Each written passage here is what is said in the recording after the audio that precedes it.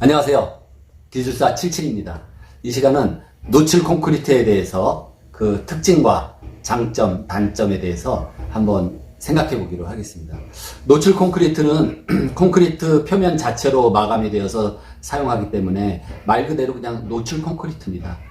콘크리트가 뭐예요? 거푸집이죠. 거푸집. 폼이라 그러고 일본말로 가다를 만들어서 그 틀 안에, 가다 안에 콘크리트를 부어놓고 굳으면은 그 폼을, 틀을 떼어내면은 그 자체의 면을 구조체로서 또 마감 끝으로 그렇게 쓰는 겁니다. 가장 큰 특징이자 장점은 어떤 형태로든지 그 폼이자 폼, 그 형태를 만들면 거기다 부어 넣기만 하면은 그 구조체가 되는 겁니다.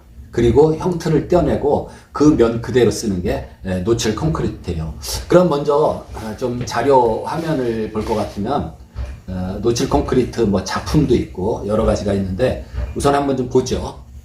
안도 다다오가 이 노출 콘크리트를 굉장히 좋아해요. 그 빛의 교회라든지 또 뭐 로마의 현대 미술관,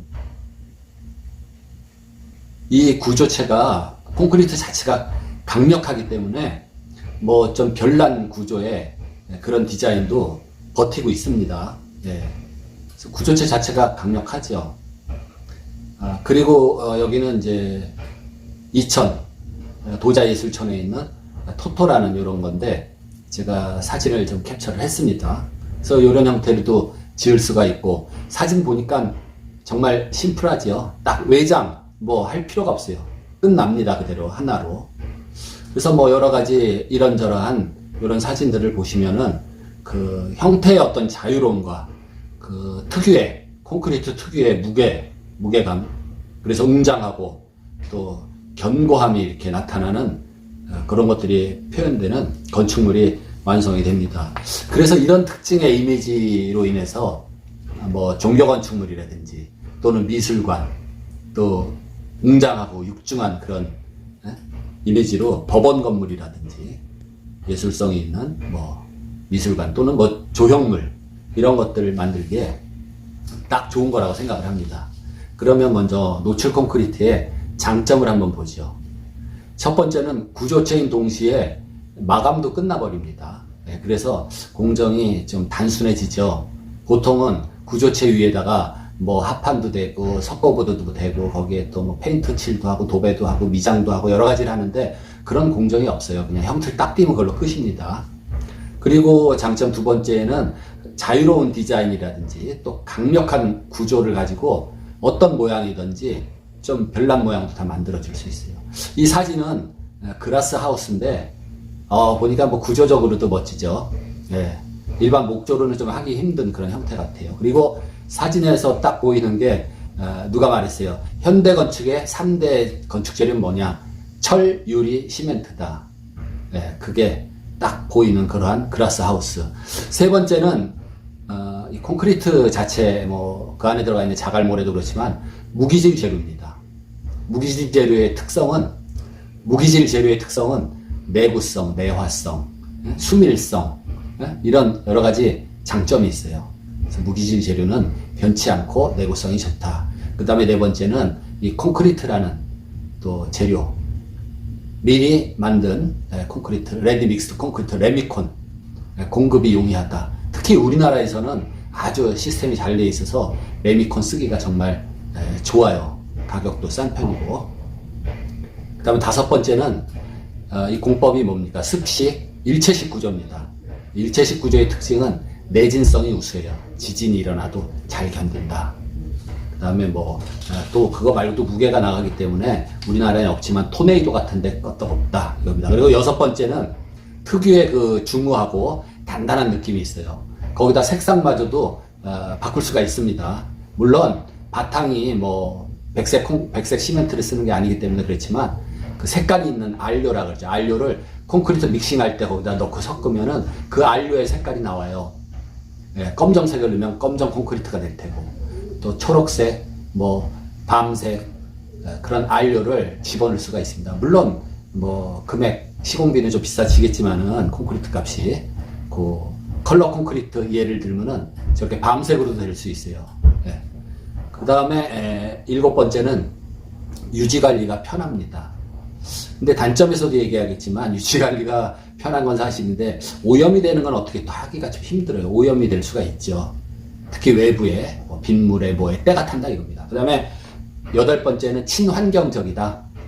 요즘에 콘크리트 골재도 순환 골재, 다시 말해서 재사용 골재, 그러니까 콘크리트 구조물을 폐기 처분한 거를 다시 이거를 부셔서 자갈과 골재로 만들어서 또 다시 사용할 수 있어요. 순환 골재라 그러는데 뭐 그거를 사용해도 사실상 무방합니다. 그래서 요 콘크리트 건물이 친환경적이다. 그리고 공정이 단순하기 때문에 많은 공정이 필요 없어서 시공하고 난 잔재, 쓰레기가 적죠. 그래서 친환경적이라고 할 수 있습니다. 이게 9번째 공정이 간단하다 하고도 연관이 되는데, 그래서 공정이 간단하기 때문에 공사비가 절감된다. 근데 여기는 조금 의문이 있어요. 우리나라 경우는 꼭 그렇지가 않습니다. 미국, 캐나다 같은 경우는 공사비가 절감되는 게 확실해요. 근데 우리나라 같은 경우는 그게 힘들다. 그건 뒤에 가서 얘기를 드리겠습니다. 근데 단점을 한번 보죠. 이 노출 콘크리트의 단점으로서 첫째, 거푸집이 필요하다. 이게 뭐 단점이냐? 어차피 콘크리트는 거푸집, 폼, 형틀이 필요한 거죠. 근데 이 안도 다다오의 건물에서 보듯이 이런 형태의 건물을 하면은 똑같이 이런 걸 여러 채를 짓기 전에는 이 틀을 재사용하기가 힘듭니다. 그죠? 한번 틀을 만들어서 사용하고 나면은 그 다음에 뭐 쓰기가 힘들죠. 똑같은 건물을 짓기 전에는. 그래서 반복 사용을 안 할 경우에는 공사비도 굉장히 증가가 됩니다. 그리고 두 번째는 내부에 철근이 들어가는데 그 철근을 이음하는 철근을 배근할 때 결속선이라 그래요. 그래서 감아서 잡아 돌리는데 요거를 특별히 아연도금한 그런 결속선을 써줘야 할 것이다. 왜냐하면 이 콘크리트 표면으로 철근이라든지 철근을 붙잡으면 결속선이 이렇게 튀어나오면은 녹이 피어나올 수가 있어요. 습기하고 만나서. 그거 주의해야 됩니다. 그리고 세 번째는 외단열이 안 됩니다. 뭐냐면 외부가 뭡니까? 그대로 콘크리트이기 때문에 거기다 뭘 붙일 수가 없죠. 단열재라든지. 당연한 건데 이게 굉장히 중요한 단점이에요. 자, 우리가 주택에서, 건축물에서 이 면적 계산을 어떻게 하냐 하면은 그 내력벽의 중심선 또는 기둥의 중심선 이거를 가지고 면적을 계산합니다. 근데 외부 단열이 안 되니까 내부 단열을 해야 돼요. 그래서 노출 콘크리트가 구조체로서 겸하는데 거기에 중심선으로부터 이 내부 공간의 면적을 재는데 우리나라 중부 일지역 기준으로 벽면 단열 두께 얼마입니까? 이 단열재 등급에 따라서 두께가 다른데 예를 들어서 가정에서 20cm라 그래. 200mm. 200mm가 안으로 들어오는 거예요. 거기다 콘크리트 그 내력벽, 노출 콘크리트 벽의 중심선이니까 또 그 절반은 또 안으로 들어오죠. 그래서 거의 뭐 30cm를 잡아먹어요. 이게 큰 단점입니다. 내부 유효 면적이 적어진다. 그래서 외부 단열은 안 됩니다. 내단열 또는 내단열을 하고 또 내부도 노출 콘크리트의 느낌이 나게 하려면은 단열재를 넣고 또 안쪽으로 옵니까? 노출 콘크리트를 또 해야 돼요. 그러면 중간 단열, 중단열이 되는데 이런 경우는 이제 바깥 구조체, 내부 구조체 두께가 같고 그러면 전체 벽 두께 중심선을 따지는데 그래도 실내 유효 면적이 감소돼요. 그 다음에 네 번째가 뭐냐면 최근에 문제가 되는 그 라돈가스가 문제가 됩니다.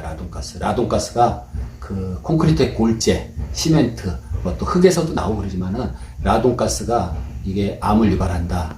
그런 문제 때문에 이 노출 콘크리트가 단점으로 들어가요. 근데 그게 뭐 단점이냐? 그 라돈가스 뭐 얼마나 뭐 미비한데 이렇게 얘기를 할 수 있지만 어쨌든 목 구조에서는 라돈가스가 안 나옵니다. 네, 그래서 이게 단점으로 된다. 그리고 다섯 번째는 시공상 어떤 결함, 하자는 보수하기가 어렵습니다. 그렇죠? 콘크리트를 부어 넣다 보면은 진동기를 쓰고 뭘 하다가 잘한다고 해도 거푸집을 띄었을 때 곰보진다 그러죠. 덜 채워졌다든지 이런 경우에 보수하기가 어렵다. 물론 뭐 미장하듯이 땜빵을 해요. 그러면 그게 노출 콘크리트로서는 빵점입니다. 노출 콘크리트의 기본 취지에서 벗어나죠. 그리고 여섯 번째는 우리가 단열을 왜 합니까?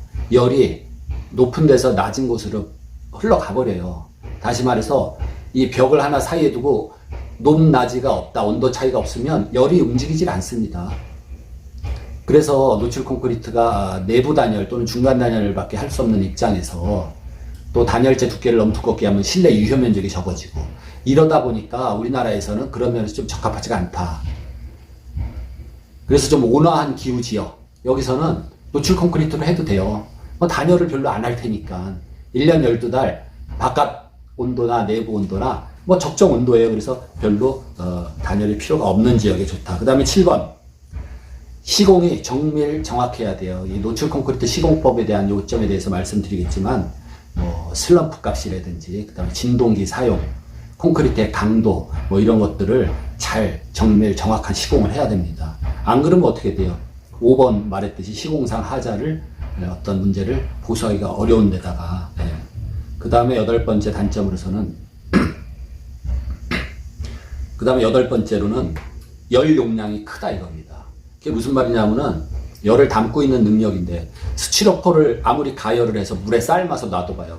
걔가 열을 갖고 있어요? 안 그렇죠. 그렇지만 돌멩이라든지 물, 이건 가열을 해서 놓으면은 한동안 뜨거워요. 한동안 뜨거워. 그 열을 갖고 있는 능력을 열 용량이라 그러는데, 이 콘크리트는 골재 자체가 돌멩이 종류 아니에요. 그래서 일단 열을 받으면요, 열을 축적해서 뜨겁게 달아오릅니다. 열이 가해지면은. 그 열을 실내로 내뿜게 해도 되죠. 그러면 굉장히 더워질 수가 있어요. 또 겨울에는 엄청 냉각이 되죠. 차가운 열을 또 갖고 있어요. 차가워집니다. 그래서 열 용량이 큰 것이 단점이 돼요.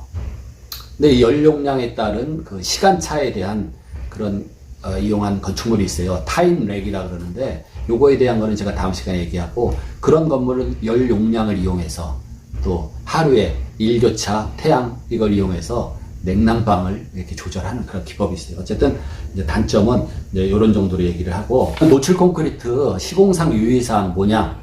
첫 번째, 이 폼 형틀이 아주 정밀해야 됩니다. 정밀하다는 거는 콘크리트를 부어 넣었을 때 그 콘크리트 그 국물이 흘러나가질 않아야 돼요. 물 셀 틈 없이 정교하게 딱 맞아야 됩니다. 특히 이제 거푸집과 거푸집 사이 조인트라든지, 그 다음에 콘캡이죠. 그 동그랗게 거푸집을 잡아주고 타이랑 연결된 그 동그란 그 캡이 있어요. 그 콘캡 부위. 그 다음에 타이, 거푸집이 벌어지지 않게 하는 그 안에 타이 있어요. 타이 부위라든지 거푸집 하부 틈 같은데, 이런 데가 아주 정밀하게 하든지 아니면 테이핑을 해가지고 새 나가지 않게 해야 됩니다. 그 다음에 두 번째는 콘크리트가 아직 굳지 않은 유동체이기 때문에 콘크리트 압력이 세요.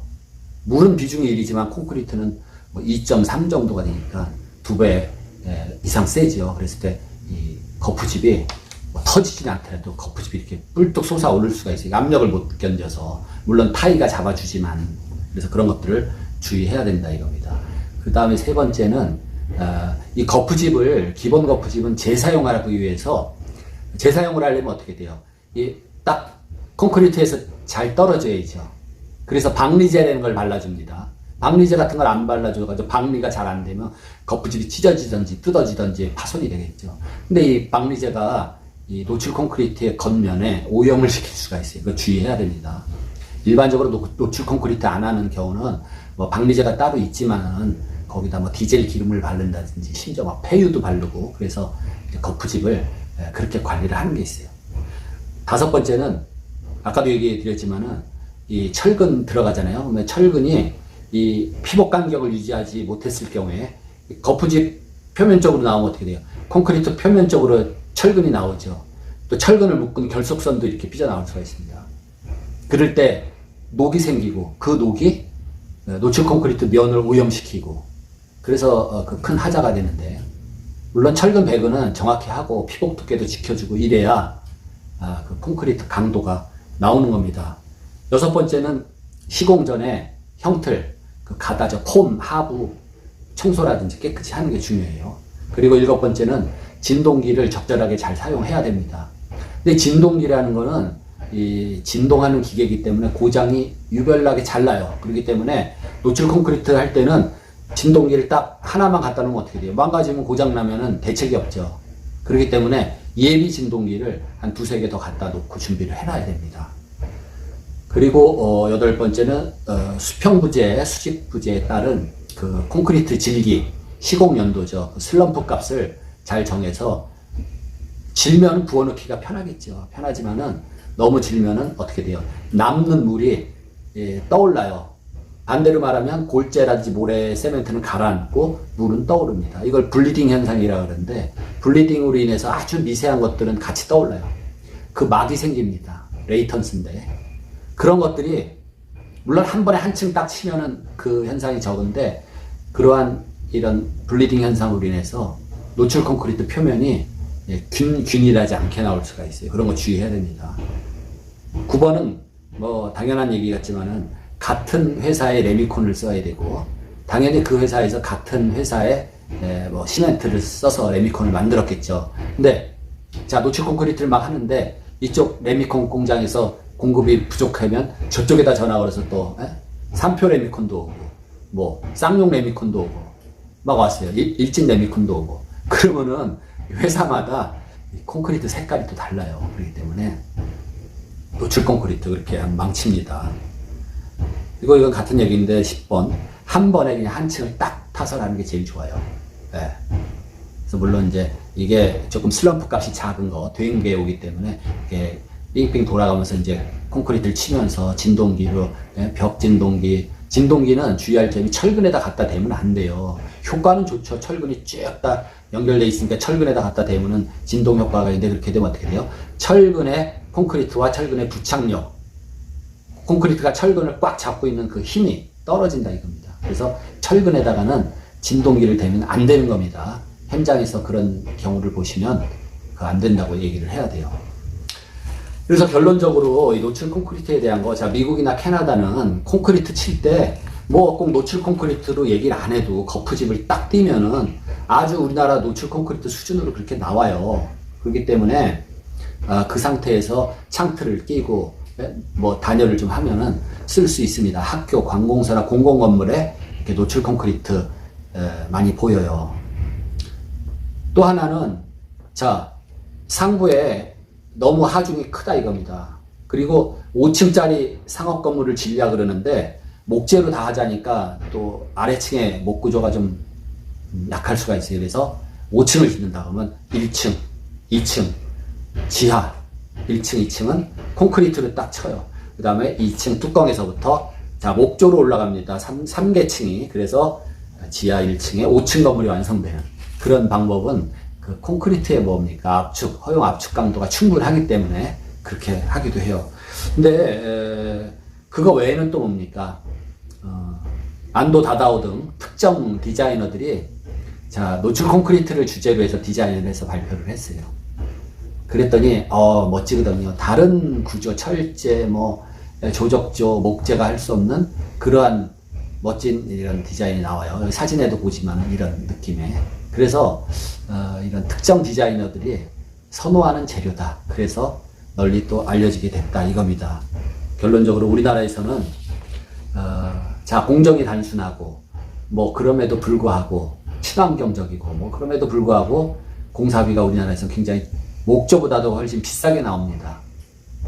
그게 문제고 또 내단열을 함으로써 실내 유효 면적이 적어진다. 그거 문제가 돼요. 그 다음에 자 외부에 뭐 비라든지 이런 환경 오염된 먼지 이런 것들이 오염이 돼요. 거기에 대한 건 어떻게 이제 청소를 해야 될지 어떨지 유지 관리가 편한 건 사실인데 물론 내버려두면 제일 편한 거예요. 그렇지만 슬슬 오염은 되고 있다. 때가 탄다. 그래서 느낌이 사람마다 다른데 웅장하고 막 장중하고 그런 느낌도 있는 반면에 때가 탄 노출 콘크리트는 이거 뭐 폐허 같기도 하고 이런 두 가지에 아주 반대되는 상반되는 이미지를 줄 수가 있습니다.